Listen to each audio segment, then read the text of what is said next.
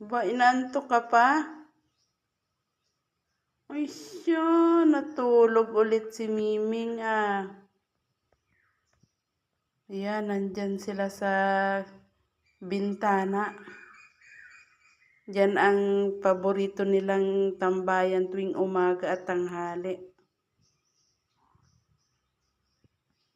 Ayan, natulog ulit ang aking pusa.